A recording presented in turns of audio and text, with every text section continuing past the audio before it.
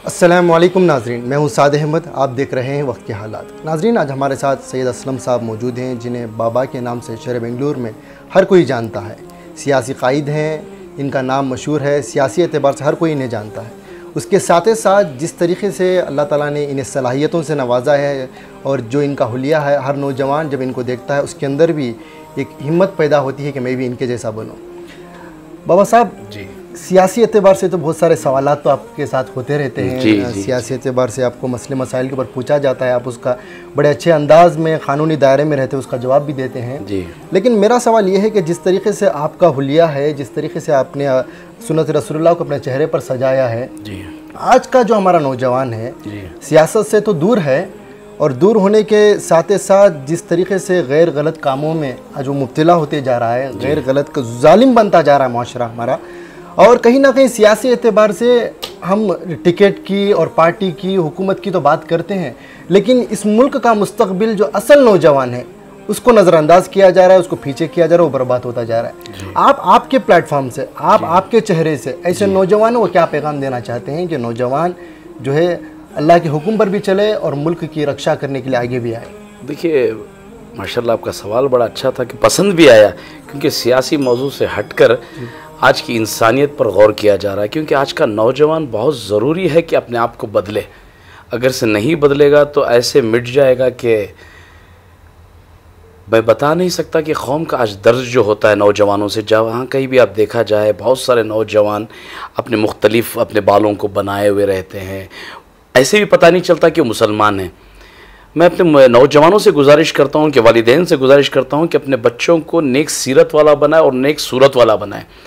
लोग कहते हैं कि नाम से उसके असरात उस पर पड़ते हैं और उसके हालात, जो हाल उसका लिबास होता है उसका रोब उसके ऊपर पड़ता है। ये रहन सहन और उसका नाम, इसके नाम का ज़ोर मुसलमान को बहुत साथ देता है। तो आज ज़रूरत है कि हमारे कौम के नौजवान समझे और अल्लाह के नबी की आयतों को समझें और तरीक़े को अपनी ज़िंदगी में ढाले। देखिए, मैं भी एक ज़माने में नौजवान था, मेरे भी शौक़ थे, मैं भी बहुत स्टाइल किया करता था।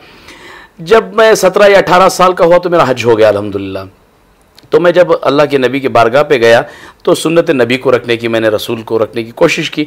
जब आने के बाद मैं बहुत सारे बुराइयों से बचता गया, हैंड ब्रेक लगता गया, बुराइयों के अड्डों से जाने बच गया, मैं बहुत सारे गिलाजतों से बच गया, बुरे शौक़ से। क्योंकि ये दाढ़ी जो है एक हैंड ब्रेक होती है। गैरों को भी दाढ़ी होते हैं, मुसलमान को भी है, तो दोनों का फ़र्क ये होता है कि हम सुन्नत नबी समझ कर छोड़ते हैं। तो ये हमें लगता है कि हर मुसलमान को नूर लगता है, गैरों को रौब लगता है। फ़र्क इतना ही है कि नबी की सुन्नतों को पहचाने। हर सुन्नत में एक ताकत होती है मेरे भाई जी। बाबा साहब, हमने एक बहुत ही खूबसूरत मंज़र आपका हमने देखा था कि हज़रत टीपू सुल्तान शहीद रहमतुल्लाह अलैह के जन्मदिन के मौके पर, टीपू जयंती के मौके पर आपने विधान सौदा के अंदर एक हाथ में तिरंगे को लेकर, एक हाथ में हज़रत टीपू सुल्तान शहीद रहमतुल्लाह अलैह के उस झंडे को लेकर, नारा लेकर आप उस वक्त पर निकले थे। बहुत सारे नौजवानों का तबका भी आपके पीछे था। क्या नौजवान किस वजह से हमारी तारीख़ को भूल रहे हैं? क्या नौजवानों के सामने हम जो बड़े, जो सियासी लीडर भी हैं, जो कायद हैं, जो उभर कर आ रहे हैं, क्या वो सियासी मौजू पर ही सिर्फ बात कर रहे हैं, या वो अपने कायदीन, ये जो अपनी हिस्ट्री है, जो अपने बड़े हैं, उनको उनके बारे में बात करने से नज़रअंदाज करते जा रहे हैं? जी देखिए, मैं हर अपने मुसलमान भाई को हो या दलित भाई को या हिंदू भाई को है, मैं एक ही बात कहना चाहता हूँ कि अपनी ज़िंदगी में इंसानियत को लाए। कन्नड़ा में बोलना चाहे तो मनुष्यत्व को लाए। तो ये इंसानियत एक ऐसी बड़ी ताकत है कि हर लड़ाई लड़ सकते हैं हम लोग। और रही बात टीपू, हज़रत शहीद टीपू सुल्तान रहमतुल्लाह अलैह का झंडा मेरे हाथ में था, हिंदुस्तान का तिरंगा भी मेरे हाथ में था, क्योंकि हमारे शहीद ने हमें हिंदुस्तान की एक फ्रीडम फाइटर्स में शुमार होता है। अब अब अम्बेडकर, बाबा अम्बेडकर साहब का भी हम नाम बहुत इज्जत से लेते हैं, क्योंकि वो हिंदुस्तान की एक ऐसी किताब लिखी है जिससे मुतासिर हुए थे। हज़रत उमर रज़ी अल्लाह तआला अन्हु से मुतासिर होकर अम्बेडकर साहब ने ये किताब बनाई थी और हमारे हिंदुस्तान की एक कॉन्स्टिट्यूंसी बनाई थी उन्होंने। तो आज बीजेपी वाले उसको भी ख़त्म करने के पीछे लगे हुए हैं। आखिर दलित भाइयों को भी खुंदला जा रहा है, मुसलमान भाइयों को भी खुंदला जा रहा है। मैं यही गुजारिश करता हूँ कि देखिए, किसकी मौत कब है पता नहीं। आज जितने भी लीडर आते हैं ये समझते हैं कि मुझे मिनिस्टर बनाओ, मैं तुम्हारे लिए अच्छा करूँगा, मुझे एमएलए बनाओ, मैं तुम्हारे लिए अच्छा करूँगा। मैं ये कहता हूँ कि नौजवानों को तुम बनो तो अच्छा होगा जी।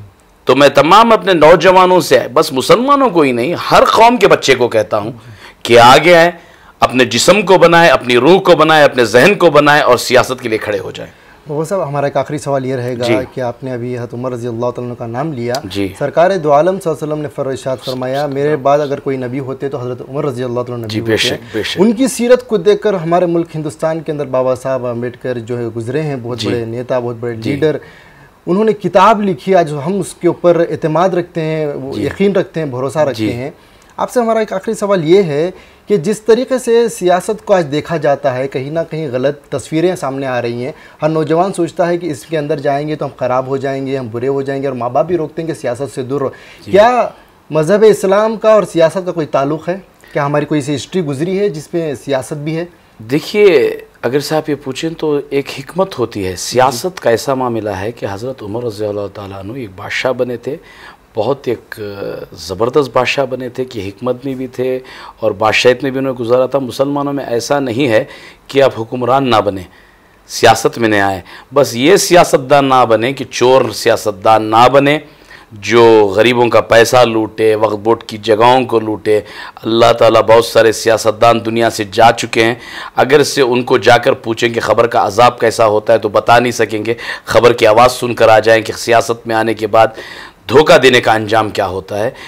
सियासत में ऐसा है कि सियासत को उमर रज़ी अल्लाह तआला अन्हु के सामने रख कर देखें कि सियासत किस तरह से की जाती है। ये ना सोचें कि वो साहब ने कैसे किए थे, ये साहब ने कैसे किए थे। मुसलमान को जीने के लिए इज़्ज़त चाहिए। इज़्ज़त मुसलमान की सबसे बड़ी ग़िज़ा होती है, जो मेरी ज़रूरत है, आपकी ज़रूरत है, हर मुसलमान की ज़रूरत है। ये चीज़ को समझ जाए तो माल के पीछे नहीं जाएगा, अमाल के पीछे जाएगा इंशाअल्लाह। बाबा साहब, मैं समझता हूँ कि हमारा ये प्रोग्राम बहुत दूर तक जाएगा, जी इंशाअल्लाह। लेकिन जो हमारे सब्सक्राइबर हैं अल्हम्दुलिल्लाह बहुत सारे इमाम इकराम हैं, उलमा हैं और बहुत सारे दानिश्वर हजरात हैं। जी, ऐसे हजरात के लिए आपकी जानिब से क्या अहम पैगाम रहेगा? जी, मैं तमाम अपने उलमा इकराम से मैं एक ही गुजारिश करता हूँ, क्योंकि देखिए बिना उलमा के तो हम लोग ऐसे हो जाएंगे कि बिना पानी के प्यासा। उलमा हमारे एक ऐसे हैं कि जो ये वक्त में भी हमारे लिए दाई बन के खड़े हुए हैं। मैं तमाम उलमा इकराम से गुजारिश करता हूँ कि आगे आए, आप लोग सियासत में आएँ। ऐसा नहीं है कि आपके मस्जिद के दायरे तक रह जाए। अब मैं बोलता हूँ कि कोई मुफ्ती साहब है, आलिम साहब हैं या इमाम साहब है, आपकी अमीरियत से तय करके एक अमीर बनाकर उनको एमएलए बनाया जाए, उनको काउंसलर बनाया जाए। ऐसा नहीं है कि भाई दाढ़ी टोपी जुबे वाला बस मस्जिद की तक रहे। सियासत में आना ज़रूरी है, क्योंकि अबू कलाम आज़ाद को आप याद कीजिए जी, ये सब जो सियासत में थे। आज मैं अपने आलिमों से गुजारिश करता हूँ कि बड़े मेहरबानी आप लोग सियासत में आए। मैं इसके लिए परसों हमारी संडे के दिन जेडीएस की मीटिंग गुजरी थी, जहाँ पर कुमार अन्ना और देवेगौड़ा जी भी आए थे। मैंने खुले लफ्ज़ों में कहा था कि जेडीएस के दरवाजे खुले हैं हर वो गरीब के लिए और सिर्फ हक परस्त के लिए। तो हक परस्तों की तादाद में अगर से आते हैं तो आलिम आते हैं, और आलिम किसी के दर के कोई ग़ुलाम नहीं होते। आज मैं इस वक्त आने वाले वक्तों के अंदर आज हमारे आलिमों को मस्जिद से निकलकर सियासत में कदम रखना चाहिए। मैं ये गुजारिश करता हूँ और ये मैं सोच भी रखना चाहता हूँ। क्यों? ये एक अल्लाह और अल्लाह के रसूल की बात करने वाले की ज़बान से जब निकलेगी बात तो इंशाल्लाह लोगों के जहन तक पहुँचेगी। आज जो एमएलए काउंसलर्स बन रहे हैं, शबाब के लोग एमएलए और काउंसलर बन के लोगों के सरपरस्त बन रहे हैं। मैं गुजारिश करता हूँ कि ये रेवोल्यूशन चेंज करें, और वलवा जाग चुका है, आगे आए। जज़ाकल्लाह खैर बाबा साहब, आपने अपना कीमती वक्त दिया जी, बहुत बहुत शुक्रिया। जज़ाकल्लाह नाज़रीन, हमारे इस प्रोग्राम को देखने के लिए। मैं हूँ साद अहमद, आप देख रहे हैं वक्त के हालात।